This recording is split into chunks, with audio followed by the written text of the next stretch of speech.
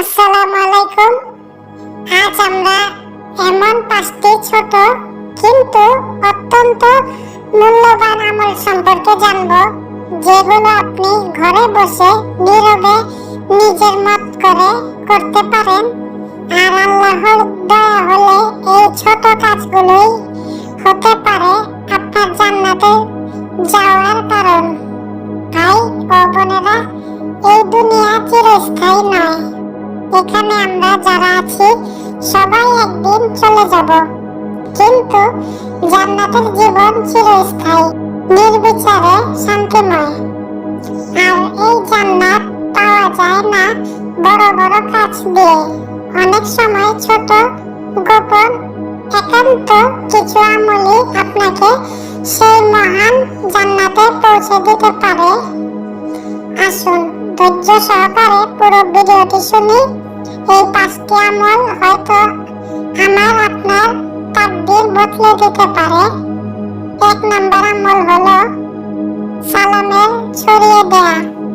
হাদিস, রাসূল সাল্লাল্লাহু আলাইহি ওয়াসাল্লাম বলেছেন, তোমরা জান্নাতে প্রবেশ করতে পারবে না যতক্ষণ না ঈমানদার হও, আর ঈমানদার হতে পারবে না যতক্ষণ না একে অপরকে ভালোবাসো। আমি কি তোমাদের এমন কিছু বলবো যা করলে তোমরা একে অপরকে ভালোবাসবে? তাহলে তোমরা নিজেদের মাঝে সালাম ছড়িয়ে দাও। সহজ ব্যাখ্যা, সালাম হচ্ছে আসসালামু আলাইকুম।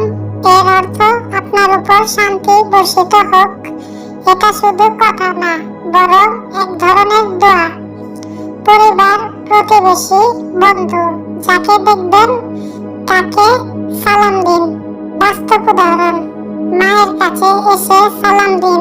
ছোট ভাই বা বোন কাজে ব্যস্ত আছে, তাকে হঠাৎ সালাম দিন। ফেসবুকে কাউকে ইনবক্সে শুধু আসসালামু আলাইকুম লিখে দিন। ফলাফল, আল্লাহ খুশি হন, গুনাহ কমে যায়, জান্নাতের প্রবেশ সহজ হয়। 2 নম্বর আমল হলো প্রতিদিন কোরআন পড়া। হাদিস, তোমাদের মধ্যে উত্তম সেই ব্যক্তি যে কোরআন শেখে এবং অন্যকে শেখায়। সহজ ব্যাখ্যা, প্রতিদিন সকালে 5টা আয়াত পড়া শুরু করুন। আরবি না পারলে বাংলা অনুবাদ পড়ুন। ভুল করলে ভয় নেই, আল্লাহ দ্বিগুণ সওয়াব দেন। বাস্তব উদাহরণ, মোবাইলে কোরআন অ্যাপ আছে, প্রতিদিন ঘুম থেকে উঠে 5 মিনিট পড়ুন। ফজরের নামাজের পর 1 রুকু করে পড়া যায়। শুধু সূরা ফাতিহা ও সূরা ইখলাস এই দুটো ঠিকমতো অর্থ সহ শিখলেও অনেক ফজিলত। ফলাফল, কোরআন আপনাকে কিয়ামতের দিন সিফারিশ করবে। কোরআনের আলো আপনার মুখে জ্বলবে, আপনি জান্নাতের পথে চলবেন। 3 নম্বর আমল হলো প্রতিদিন জিকির ও দোয়া। হাদিস, যে ব্যক্তি সকালে ও সন্ধ্যায় 10 বার করে বলে লা ইলাহা ইল্লাল্লাহু ওয়াহদাহু লা শারীকা লাহ, তার জন্য জান্নাত নিশ্চিত। সহজ ব্যাখ্যা, সকাল বা বিকেল বেলা শুধু 5 মিনিট চুপচাপ বসে জিকির করুন, সবচেয়ে সহজ। সুবহানাল্লাহ, আলহামদুলিল্লাহ, আল্লাহু আকবার, লা ইলাহা ইল্লাল্লাহ, আস্তাগফিরুল্লাহ, দুরূদ শরীফ। বাস্তব উদাহরণ, নামাজের পর মুখে মুখে পড়ুন। ঘুমাতে যাওয়ার আগে 33 বার করে বলুন। রিকশায় বসে বসে করলেও হয়। ফলাফল, গুনাহ মাফ হয়, জান্নাতের আমল হিসেবে লেখা হয়, হৃদয় শান্ত হয়। 4 নম্বর আমল হলো ক্ষমা করে দেয়া। হাদিস, যে ব্যক্তি ক্ষমা করে আল্লাহ তার মর্যাদা বাড়িয়ে দেন। সহজ ব্যাখ্যা, আপনি কষ্ট পেয়েছেন কিন্তু ক্ষমা করে দিলেন, আল্লাহ আপনার জন্য জান্নাত বানিয়ে রাখলেন। বাস্তব উদাহরণ, কেউ আপনাকে অপমান করেছে, মাফ করে দিন। আত্মীয় 1 টাকা ধার নিয়ে ফেরত দেয়নি, ক্ষমা করে দিন। বন্ধুর আমাদের একটা কথায় কষ্ট পেয়েছেন, ভুলে যান, মাফ করে দিন। ফলাফল আল্লাহ কিয়ামতের দিনে আপনাকে তার ছায়া দেবেন, আপনার গুনাহ আল্লাহ মাফ করে দিবেন, আপনি জান্নাতের মানুষ হবেন। 5 নম্বর আমল হলো গোপনে দান করা।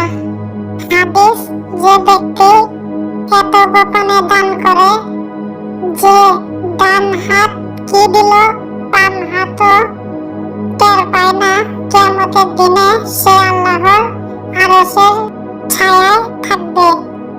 সহজ ব্যাখ্যা, আপনি 10 টাকা দিলেন, কাউকে বললেন না, এটাই জান্নাতের সওয়াব। সোশ্যাল মিডিয়ায় দান শোয়াফ না করে লুকিয়ে দিন। বাস্তব উদাহরণ, বাসার কাজের লোককে চুপি চুপি কিছু টাকা দিয়ে বলুন, কাউকে বলো না। ছোট বাচ্চাকে চকলেট কিনে দিন কিছু না বলেই।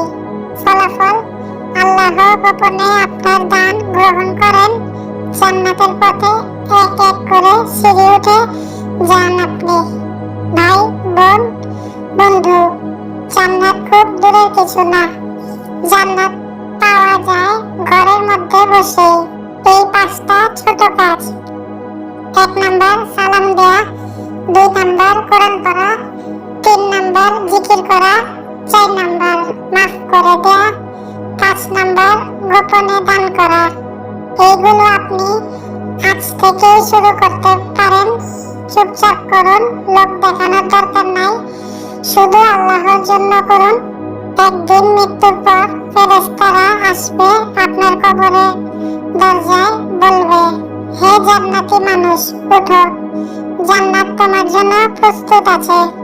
হে আল্লাহ, আমাদের সবাইকে সৎ আমল করার তৌফিক দাও, আমাদের গুনাহ মাফ করে দাও, আর আমাদের সকলকে তোমার জান্নাতে জায়গা দিও, আমিন।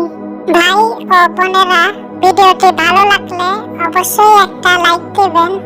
আপনাদের একটুখানি সাপোর্টই আমাদের অনেক বড় অনুপ্রেরণা। কমেন্টে আপনার মতামত জানান, আমরা প্রতিটি কমেন্ট পড়ি। আর এমন ভালো কন্টেন্ট পেতে চাইলে এখনই সাবস্ক্রাইব করে পাশে থাকা বেল আইকনে ক্লিক করে দিন। আর হ্যাঁ, বন্ধুদের সাথে শেয়ার করতে ভুলবেন না, কারণ ভালো কিছু সবাইকে জানানো উচিত। আবার দেখা হবে আমাদের পরের ভিডিওতে ইনশাআল্লাহ। ততদিন পর্যন্ত আল্লাহ হাফেজ, ভালো থাকবেন, সুস্থ থাকবেন।